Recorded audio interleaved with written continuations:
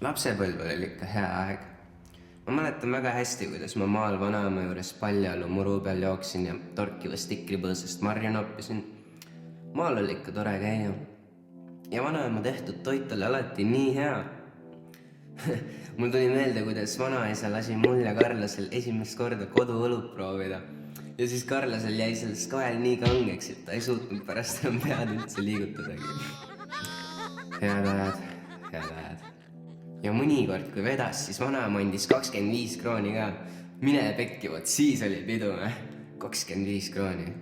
See oli ikka mega suur raha ja ma ostsin alati nii palju nänni selle eest. Kurat, mis selle nätsu nimi oli, mille said lahti rullida ja see oli mingi 5 meetri pikkune? Uba, jaa, Uba, see oli teemana.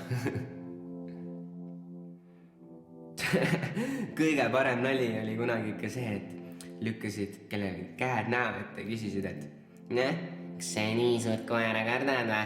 Ja siis võtsid täie kauga, panid räige litaka. Kardad küll. Kurat, mul on ikka veidi kahju tänapäeva noortest. Tänapäeval mängivad kõik lapsed telefonimänge. Vanasti olid ikka päris mänguasjad. Legodega sai ikka normilt ehitatud ja oh my god, spinnerid ja pedamonid. Pedamonid olid ikka rets teema. Ja siis ma mäletan, kuidas veel krõpsupakkides sai tasosi ka koguda. Ja siis ükskord ma neelasin ühe kogemata alla ka. Teeme, miks mu lemmikumaid filme väikse nalli veel Pipi Pikksukk, usu ja ära usu. Mul peaks endiselt terve Pipi nimi meeles olema. Oota. Pipi Lotta, Victualia, Rullgardiina, Piparmünta, Efremi tütar Pikksukk.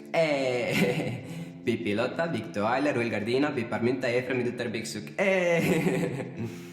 Teemaga üks päev nägin netis pilti sellest, millised need näitlejad praegu välja näevad, kes Pipit, Tommit ja Annikat mängisid.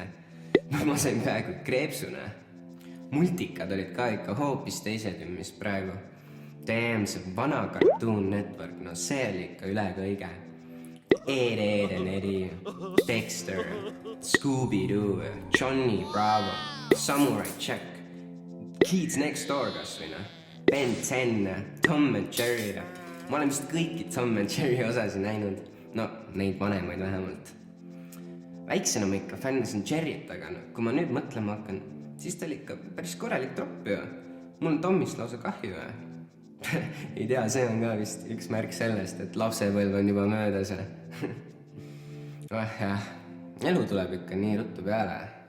Kurb on ikka vaadata küll, kuidas praegusel ajal kõik lapsed mängivad ainult nutitelefonide ja tahvelarvutitega ja nende noortega ei saa enam rääkida ka ju. Sõnakasutus ja kõik on ikka täiega muutunud tänu sellele ja vahepeal ei saa see aru enam, mida need lapsed räägivad.